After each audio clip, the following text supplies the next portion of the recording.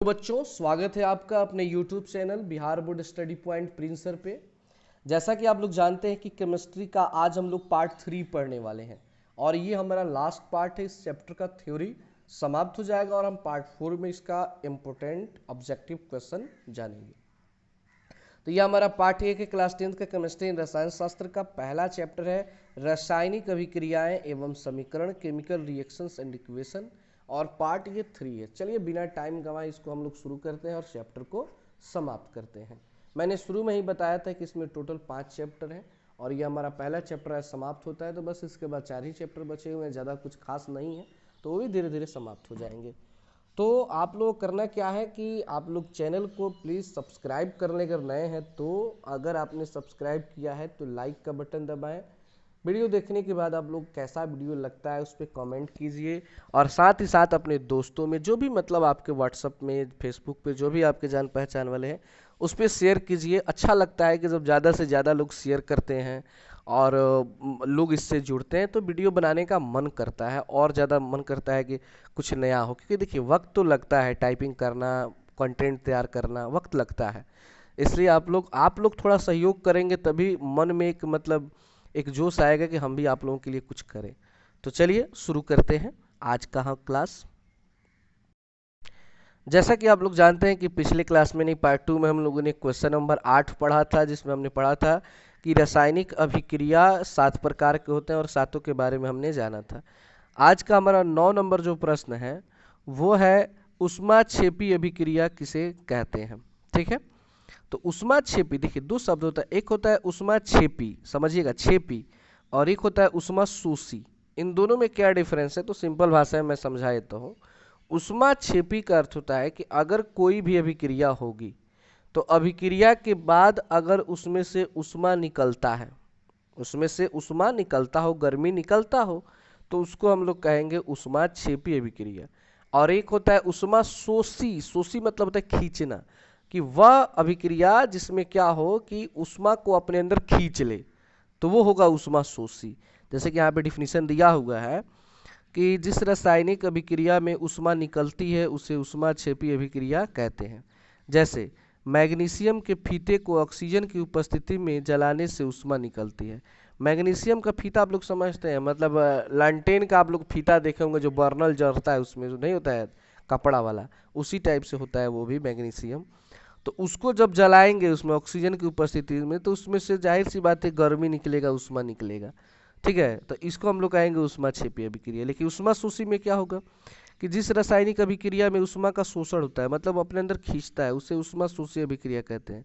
जैसे कि पेड़ पौधे सूर्य के प्रकाश को अवशोषित करके अपना भोजन बनाते हैं।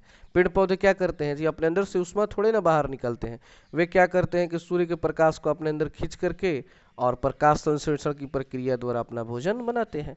तो जो प्रकाश को अपने अंदर से, ऊष्मा को अपने अंदर से बाहर निकाले, ऊष्माक्षेपी अभिक्रिया होता है।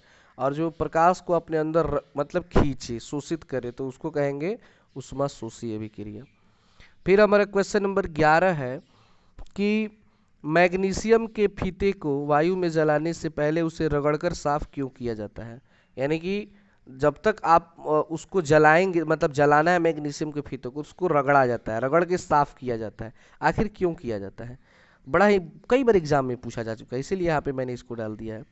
देखिए मैग्नीशियम के फीते पर नम, नम मतलब होता है जिसमें थोड़ा सा पानी की मात्रा हो, हवा के कारण मैग्नीशियम ऑक्साइड की परत जम जाती है, उस पर ऑक्सीजन रिएक्शन कर लेता है तो मैग्नीशियम ऑक्साइड बना देता है। जैसे यहाँ पे देख सकते हैं MgO बना देता है, जिसके चलते वो ऑक्सीजन के साथ अच्छे से अभिक्रिया नहीं कर पाता है। अतः मैग्नीशियम को फीते को जलाने से पहले उसे रगड़कर साफ कर दिया जाता है। रगड़कर साफ कर देने से क्या होता है कि उस पर का जो ऑक्साइड होता है वो हट जाता है, केवल मैग्नीशियम बच जाता है, और तब उसको जलाते हैं तो अच्छे से वो जलता है। तो कई बार एग्जाम में पूछा गया, इसीलिए मैंने इस क्वेश्चन को यहाँ पे रखना उचित समझा। फिर क्वेश्चन नंबर हमारा 12 है कि श्वसन पहले जान लीजिए। श्वसन मतलब होता है कि सांस लेने और छोड़ने की प्रक्रिया को श्वसन कहते हैं, जो हम लोग बायोलॉजी में पढ़ेंगे। तो श्वसन को ऊष्माक्षेपी तथा प्रकाश संश्लेषण को ऊष्माशोषी अभिक्रिया क्यों कहते हैं। तो देखिए श्वसन की क्रिया में ऊष्मा या ऊर्जा बाहर निकलता है। जाहिर सी बात है कि आप सांस लेते हैं, सांस छोड़ते हैं, तो देख लीजिए उसमें से गर्मी निकलेगा। सांस लीजिए, सांस लेने में तो उतना नहीं लग रहा है, लेकिन सांस छोड़ने में गर्मी निकल रहा है, तो ये क्या है, उष्माक्षेपी है। लेकिन प्रकाश संश्लेषण यानी कि जब पेड़ पौधे क्या करते हैं, प्रकाश को अपने में खींचते हैं, भोजन बनाते हैं, तो वो उष्मा का शोषण होता है। अतः श्वसन एक उष्माक्षेपी अभिक्रिया है, जबकि प्रकाश संश्लेषण एक उष्मा शोषी अभिक्रिया है। क्वेश्चन कई बार ऑब्जेक्टिव में पूछा गया है कि श्वसन किस प्रकार की अभिक्रिया है, तो उष्माक्षेपी। प्रकाश संश्लेषण किस प्रकार की अभिक्रिया है, तो उष्मा शोषी अभिक्रिया है। तो इस सबको याद रखना है आपको। फिर अगला प्रश्न हमारा आता है कि प्रकाश संश्लेषण किसे कहते हैं, जिसको अंग्रेजी में कहते हैं फोटोसिंथेसिस। तो सूर्य के प्रकाश की उपस्थिति में, आप लोग बचपन से ही पढ़ते होंगे, हरे पेड़ पौधे जमीन से जल और खनिज लवण लेकर अपना भोजन बनाते हैं।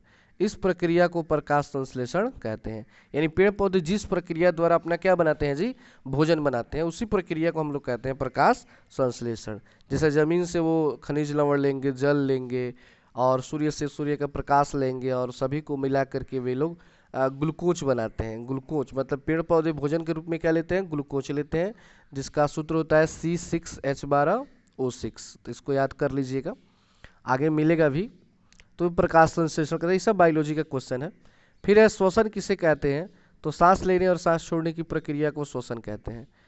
15 नंबर क्वेश्चन है उपचयन अभिक्रिया किसे कहते हैं, और 16 नंबर है अपचयन, इसका दूसरा भाग। अब दोनों को एक साथ समझा जाए तो अच्छा रहेगा कि उपचयन और अपचयन में क्या अंतर। देखिए, उपचयन का अर्थ होता है ना कि कोई भी रासायनिक अभिक्रिया और उसमें ऑक्सीजन का संयोग होता है, मतलब ऑक्सीजन आकर मिलता है, ऑक्सीजन के साथ रिएक्शन होता है। जैसे C+O, तो O आ रहा है उसमें, तो वो होता है उपचयन अभिक्रिया। और अपचयन अभिक्रिया करते हैं जिसमें हाइड्रोजन के साथ रिएक्शन हो, जैसे कि CuOH2, यहाँ पे H है तो हाइड्रोजन के साथ मिल रहा है। बस यही अंतर है कि उपचयन अभिक्रिया वो है कि वह रासायनिक अभिक्रिया जिसमें ऑक्सीजन का संयोग होता है, वह उपचयन अभिक्रिया कहलाता है। और अपचयन अभिक्रिया करता है कि वह रासायनिक अभिक्रिया जिसमें हाइड्रोजन से संयोग होता है, उसे अपचयन अभिक्रिया कहते हैं। बस इतना ही अंतर है दोनों में।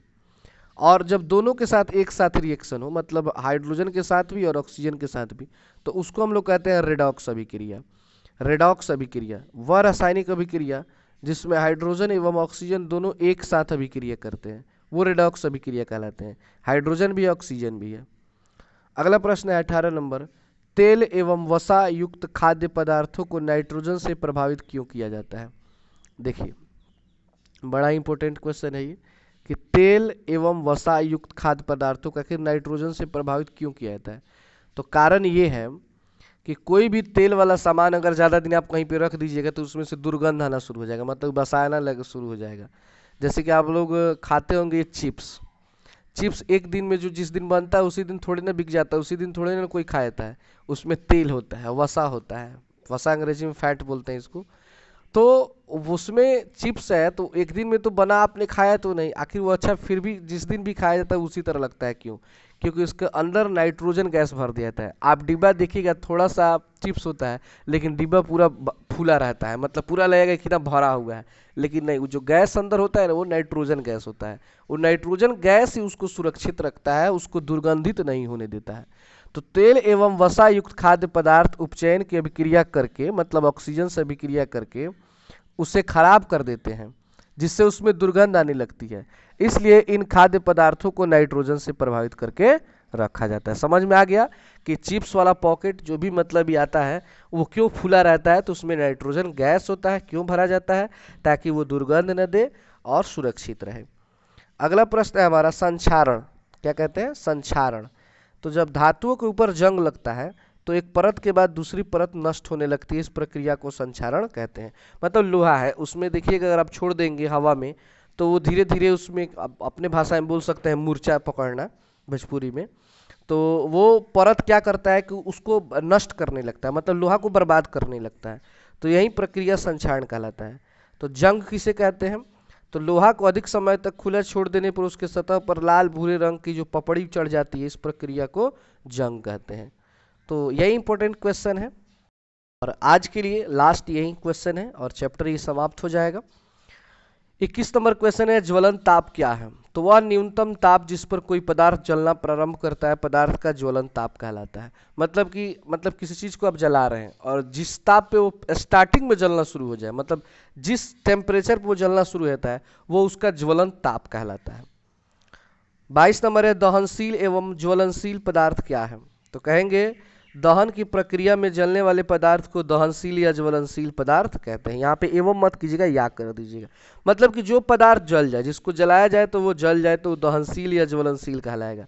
और ठीक उसका उल्टा है अदहनशील या अज्वलनशील, कि वे पदार्थ जो नहीं जलते हैं, मतलब जलाएंगे तो नहीं जलेगा। जैसे पत्थर है, पत्थर को जलेगा तो जलेगा, नहीं जलेगा, तो वो अज्वलनशील पदार्थ है। लेकिन वहीं पे पेट्रोल को तो वो ज्वलनशील पदार्थ है। और लास्ट है कि भोजन को दुर्गंधित होने के रोकथाम को लिखें। तो भोजन को फ्रीज या ढके हुए बर्तन में रखने से उसमें दुर्गंध नहीं आती है। चैप्टर हमारा समाप्त होता है और इसका हम ऑब्जेक्टिव क्वेश्चन जस्ट कुछ ही समय में इसका अपलोड करते हैं। तो आज के लिए इतना ही। धन्यवाद कि आपने पूरा वीडियो देखा।